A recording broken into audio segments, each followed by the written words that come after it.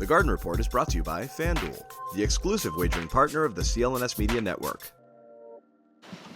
Hey, Bobby Manning here. Welcome to the Garden Report with our guest Khobi Price from the Southern California News Group as the Celtics get shocked by the Lakers here, 114-105, and in a game that we're going to weigh just how concerning it is for the Celtics and see what it means for the Lakers here a little bit. It's been an interesting season for the Lakers. They come in around 500.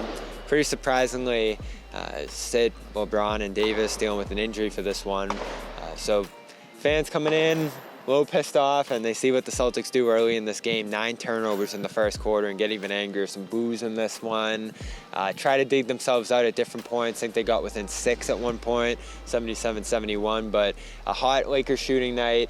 Big offensive rebounding night for LA. Huge night for Austin Reeves, and D'Angelo Russell adds 14 assists. So their guys stepped up in a big way. Celtics stars fell short a little bit in terms of their performances here, so you probably have a little bit of both in this one. The Lakers guys having an exceptional night, and the Celtics stars especially just kind of faltering in this one. Yeah, I think that was pretty much what it was. You know, I think Austin Reeves scores a season high, not too far from his career high. You mentioned the 14 assists from D'Angelo Russell. You know, that's a season high, one short of his career high. 19 three-pointers, the third most the Lakers have made in a game this season. You know, offensive rebounds, I don't remember what they finished with, but they had 10 in the first quarter alone. I think they may have had maybe 13 or 14 for the game as a whole. You know, fast break points, that was one of the big things to me. It seemed like there was a big emphasis, and Darvin Ham even mentioned this, of even after the Celtics scored, they were pushing the ball, getting some easy layups. You know, here and there, that kind of halted some of the Celtics' momentum when they're trying to make their comebacks. So the kind of performance you want to see, you know, from an undermanned team where everybody contributes, you know, D'Angelo Russell, Austin Reeves, you know, Jackson Hayes, I think it was 16 points, 10 rebounds, a big double-double, you know, 3 steals, you know, defensive presence was there. Like, it was an all-around effort, you know, for the Lakers to pull off this, you know, just kind of stun the Celtics in their own building. Yeah, it was pretty stunning to watch, especially the transition points. They just got out ahead of the Celtics often in this one. There were a couple stretches where, as you said, the Celtics drew close. I think start of the fourth quarter, Boston scores 4 straight. Then the Lakers go back with 4 straight the other way. One of them off a basket, just running back, and I think Russell beat the Celtics down the floor in that play. So that's a little concerning. We've seen a little bit of that from the Celtics recently. Some of the other stuff, the three-point shooting, obviously a bit of an abnormality in this one from the Lakers, but they were able to get the Celtics out of position, out of rotation, create some really good looks in this one too. So that's all kind of connected. The free throw disparity in this one, always a topic with the Lakers. They draw a ton. Listen, LeBron and Davis aren't out there, so this wasn't a ref thing. And the Celtics just don't draw a lot. You look up halfway through the fourth quarter, and they had 3 attempts. So that was another way that the Celtics maybe could have slowed this game down and actually completed one of those comeback attempts, but they weren't able to, and turnovers added to it. They just looked frantic. They got behind early in this game, and especially for a good team, I'm sure you expected a little bit more out of them in this one. They looked a little erratic, especially Jaylen Brown on the night he gets named to an all-star team. Just not in control throughout this one. We'll talk about him in our next video, but his game emblematic of that. Tatum, slow start. He got fired up in the third there, but wasn't able to complete or connect with enough guys to cross that finish line. Yeah, I think what you said, erratic was one, but even watching the game, you know, from my seat, it just felt kind of lethargic as well from the Celtics, and I think that's also why you see the free throw disparity. It just felt like the Lakers were the more aggressive team from the jump.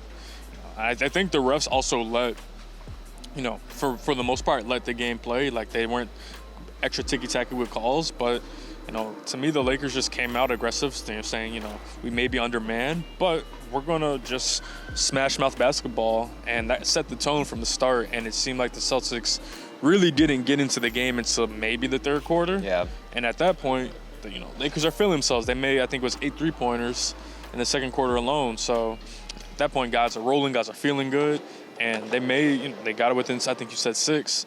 But at that point, you know, start the fourth quarter, D'Lo gets the layup, Torian Prince gets the layup. Like you said, one of them was off a made basket. So you have those kind of slip-ups, that kind of slippage.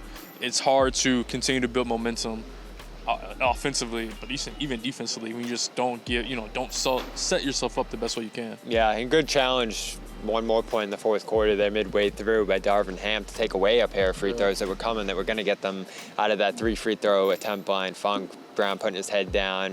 We're pretty animated about the call there, and then Darvin challenges in. It's successful, and it's actually out on Brown out on that play there, so not even a jump ball or anything like that. I thought that was a great moment for the Lakers in this one too. So they just got up for this. It's obviously a lot more urgency. A team coming in at 500 who's had some really rough games recently, down its 2 stars, needing guys to step up.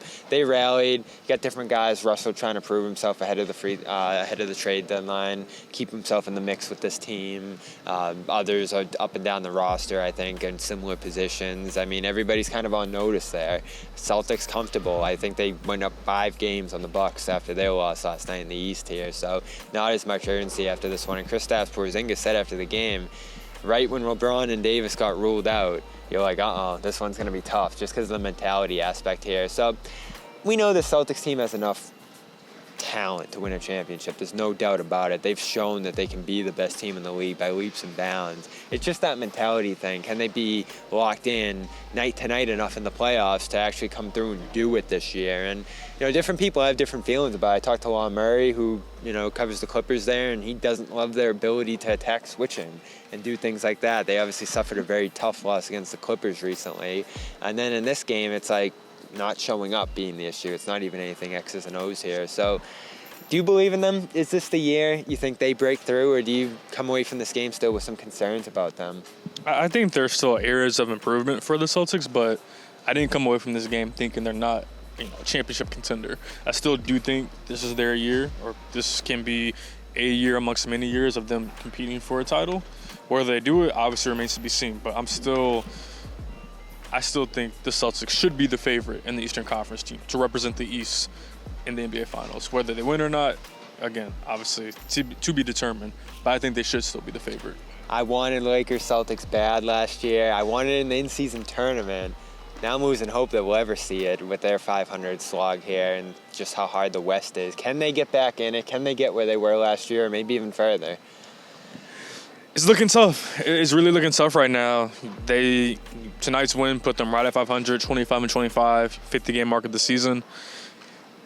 It's looking even tougher than last season, just because last season obviously they made their run after making the big trades at the deadline and acquiring Rui Hachimura weeks before the deadline, but Jared Vanderbilt, they got Malik Beasley. They made all these different moves, and now it's hard to see them make any sort of move of those magnitudes where you can just reset your team. It doesn't feel like, at least as of right now, there are a whole lot of team resetting moves for them to make.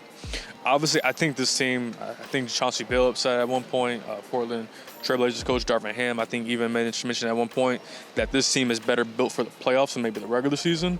You get higher intensity from your stars, especially LeBron James, more focus.